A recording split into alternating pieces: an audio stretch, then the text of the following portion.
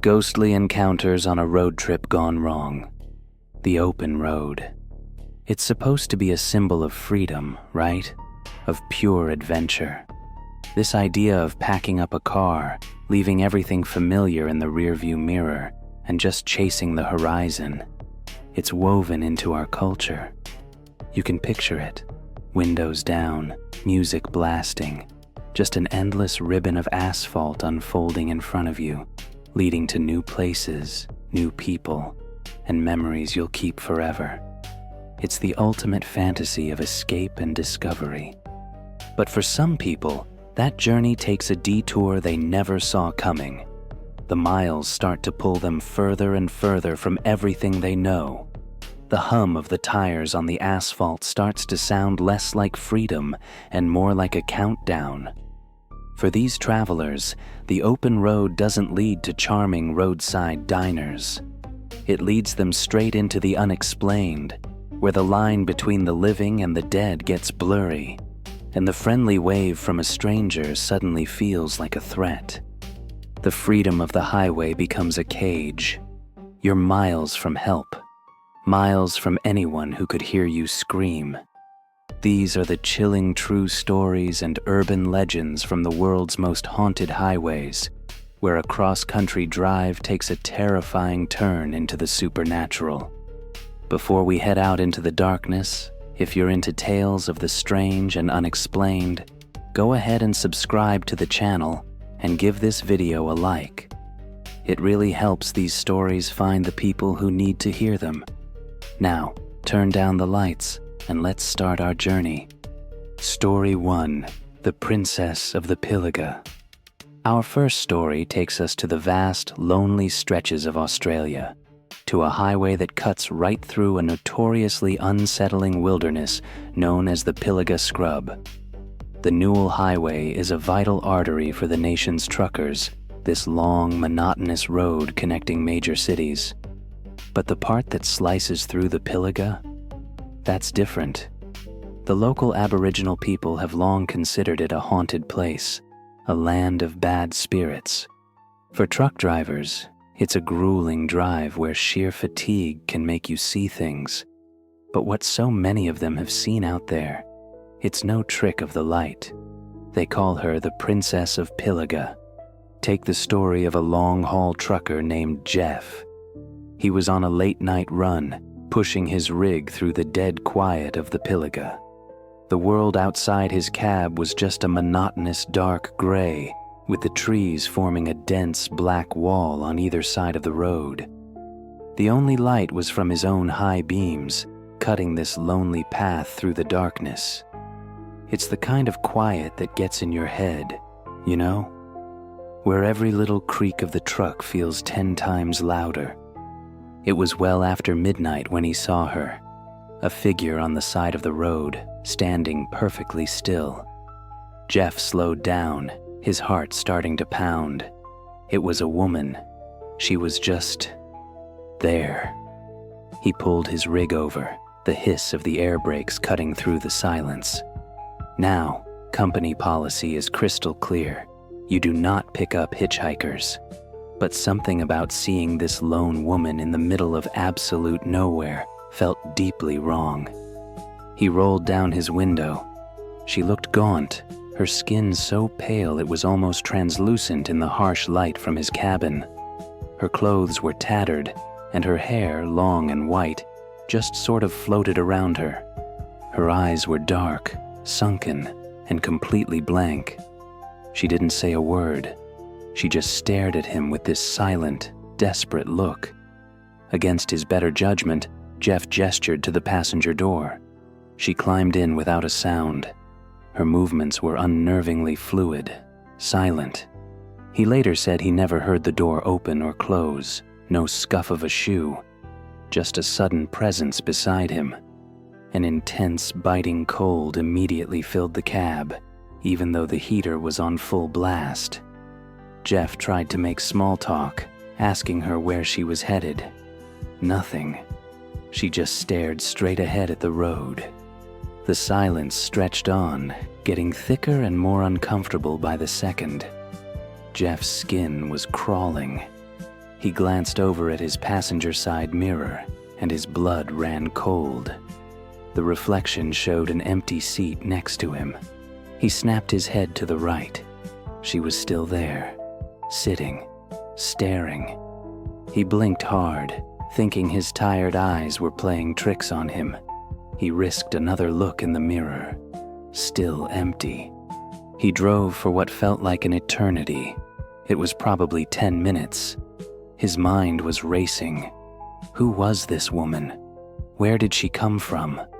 Suddenly, she raised a thin, bony arm and pointed toward a dark patch of trees off the side of the highway. There was no turnoff, no house, nothing, just more of the endless, dark scrub. Jeff pulled over, his hands trembling on the wheel. "Here," he whispered. She just nodded, her eyes fixed on the trees. She slipped out as silently as she had entered and just melted into the darkness. Jeff didn't wait. He slammed his foot on the accelerator, the truck roaring back to life, and got out of there as fast as he could. He drove for another hour before his shaking hands and racing heart forced him to pull into a 24-hour truck stop.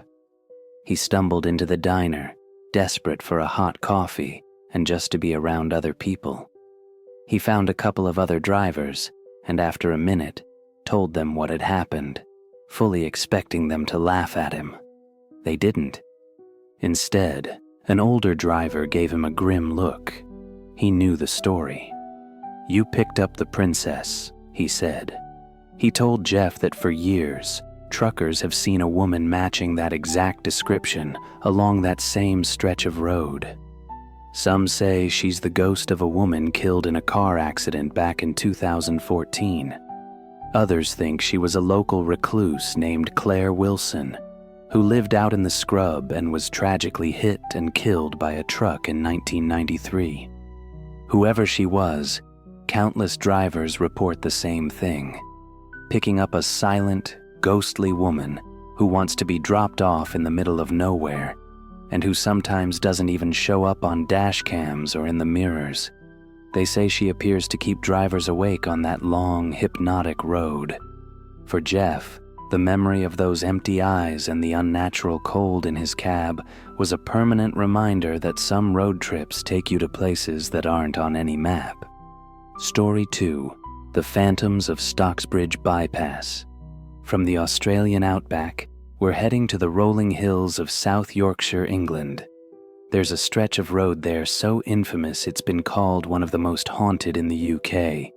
The A616, better known as the Stocksbridge Bypass.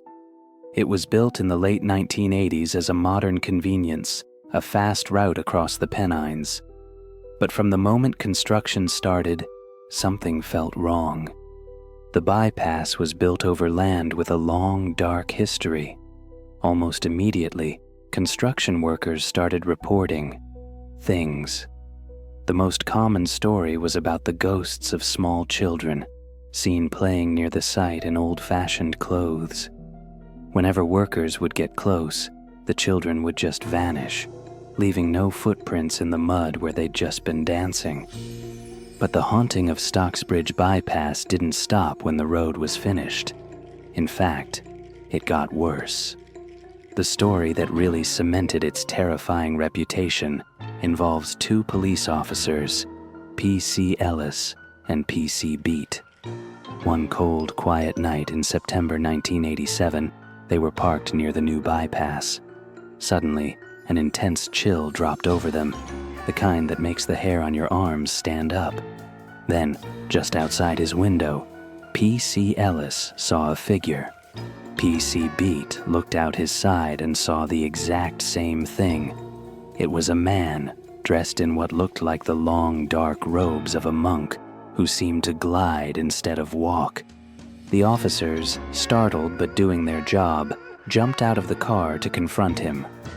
But he was gone. Vanished. They searched the whole area, but found nothing. Shaken, they got back in their car. As they started to drive away, the entire vehicle was violently jolted, as if something huge had just hit them. They stopped, got out, and inspected the car from top to bottom. No damage, no dents, no explanation. Their report became the first official account of the bypass's paranormal activity. That figure they saw is now known as the Stocksbridge Monk. Local legend says he was a monk who became disillusioned with his monastery centuries ago and was buried in unholy ground nearby. Now, his restless spirit is seen drifting across the road, sometimes passing right through the headlights of oncoming cars. And it's not just him. Drivers have reported all kinds of terrifying things. Many talk about the sudden feeling of not being alone in their car, of an oppressive presence right there in the passenger seat. Some have slammed on their brakes, swearing they were about to hit a group of kids playing and singing Ring-a-Ring-a-Roses in the middle of the road, only for the figures to disappear on impact. Others have had their cars just die. The engine cuts out, the electronics flicker and go dark for no reason, only to come back to life once they're clear of the bypass. The sheer number of these stories, from hardened construction workers and cops to everyday commuters, has made Stocksbridge Bypass a hot spot for paranormal investigators and a place of real fear for anyone who has to drive it after dark. It's a chilling reminder that some ground should never be disturbed. Story 3: The Liminal Space of the Broad River Inn. For our next story, we're traveling to the Appalachian Mountains of North Carolina, a region soaked in folklore. Here, in the town of Chimney Rock, stands the Broad River Inn. From the outside, it looks like a charming, historic hotel, a perfect stop for travelers. But according to people who've worked and stayed there, the inn is what's known as a liminal space, a threshold where the wall between our world and another one is terrifyingly thin. This isn't just one story, but a collection of experiences that paint a picture of a place where reality itself starts to come apart at the seams. The inn is old, having been a stagecoach stop, and it's surrounded by history. That history seems to have left a strange energy behind. Employees have reported this bizarre phenomenon they can only describe as a kind of momentary amnesia or disorientation. One staff member talked about walking down the same hallway multiple times in one day. On one trip, she clearly saw a large, ornate mirror on the wall. An hour later, she walked down that same hall, and the mirror was gone. In its place was an oil painting she'd never seen before. When she asked a coworker about it, they looked at her like she was crazy and insisted the painting had always been there. This sense of a shifting reality extends to the guests.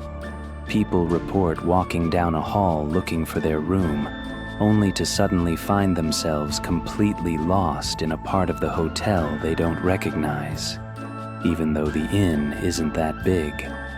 Others have seen water suddenly start dripping from the ceiling, pooling on the floor, only to vanish moments later, leaving the spot bone dry. But the most unsettling accounts come from the guest rooms. A couple named Diana and Becky, who were specifically visiting haunted inns, documented their stay. They talked to employees who told them about guests in totally separate rooms having vivid, shared dreams. Think about that. Two strangers might both report dreaming about a specific, mundane detail, like the pattern on the wallpaper, but they describe seeing it from an impossible perspective, like from the other side of the wall. This psychological weirdness is punctuated by more direct paranormal events. The nearby Lake Lure Inn, built by the same family, is famously haunted by the ghost of a bride murdered by her husband in the 1930s. People have even claimed to capture her screams on audio recordings in her old suite. While the Broad River Inn's spirits seem less tragic, they are just as present. Guests and staff talk about seeing shadowy figures in the spa and hearing their names called out by a low, gravelly voice when they know they're alone. The experiences at the Broad River Inn aren't about jump scares. They tap into a deeper, more existential dread. The fear that you can't trust your own senses, your own memory. It's the feeling of walking through a place where the rules of reality are just wrong. Travelers stopping for a night of rest might find themselves questioning what's real long after they've checked out and driven away. Story 4. The Ghost Boy of Clinton Road. There are some roads that are just wrong. They feel cursed, saturated with a history of tragedy. Our final story takes us to one of those places, Clinton Road in West Milford, New Jersey. It's less than an hour from New York City, but this 10-mile stretch of crumbling asphalt feels like a portal to another world. It's desolate, winding, and flanked by dark, dense woods. Over the years, it's become a nexus for paranormal legends, from phantom trucks to strange creatures in the woods. But the most heartbreaking legend is that of the ghost boy on the bridge. The road's sinister reputation started long before the ghost stories. Its isolation made it a rumored dumping ground for hitmen, a rumor that was confirmed in 1983 when a body was discovered just off the road. The area is also home to the ruins of a mansion called Cross Castle, which burned down and became a site for dark rituals before it was finally demolished. People have been writing about this place being unsettling since at least 1905, with one writer calling it a place infested with robbers and counterfeiters, to say nothing of the witches and the ghosts. But it's the bridge over Clinton Brook, right at a sharp bend known as Dead Man's Curve, that gets the most attention. The legend says that if you go to the bridge late at night and toss a coin into the water, it will be returned to you. The coin will either be thrown back onto the road, or it will suddenly reappear right on the yellow line, placed there by the ghost of a little boy who drowned in the brook below. There are two stories about how he died. One is that he drowned while swimming. The other, more tragic version, is that he was sitting on the bridge when a car came speeding around the curve, knocking him into the water. Now his spirit is tethered to the spot where he died. Countless people have made the trip to test the legend. Their stories of what happens next are all chilling. Some people toss in a quarter, hear the splash, and then hear the distinct clink of a coin landing on the asphalt behind them. Others claim to see a ripple in the water, and for just a second, the pale face of a young boy looking up at them from just beneath the surface. But there's a more terrifying version of the legend. In this one, the ghost boy isn't just returning a coin, he's trying to save you. These stories say that if you lean over the side of the bridge to look down, you'll feel a sudden, firm push from behind. They say it's the boy's ghost, shoving you away from the edge to stop you from suffering the same fate he did. For those who drive Clinton Road, the entire experience is one of mounting dread. The road is famous for having one of the longest traffic light waits in the country, forcing you to sit there in the unnerving quiet. People report being chased by phantom headlights that appear out of nowhere and then vanish. They see strange animals in the woods, but the stories always come back to the boy on the bridge. A small, lonely ghost, forever bound to a dark, winding road, just waiting for the next car to come around the bend. The highway used to feel like freedom, like endless possibility. But after hearing these stories, it's hard not to see the darkness waiting on the shoulder, the shadows that flicker just outside your headlights. Every long, empty road is a story waiting to happen. Every wrong turn is a potential journey into the unknown. The road is still a place of adventure, but it's also a place where the past refuses to stay buried and where you are utterly, completely alone. So the next time you're on a late-night drive and you see a lone figure on the side of the road, or a pair of headlights that seem to appear from nowhere, just keep driving. The open road used to feel like freedom. Now it just feels like a place people disappear. If you have a true story about a road trip gone wrong, I want to hear it. Share your experience in the comments below. You never know.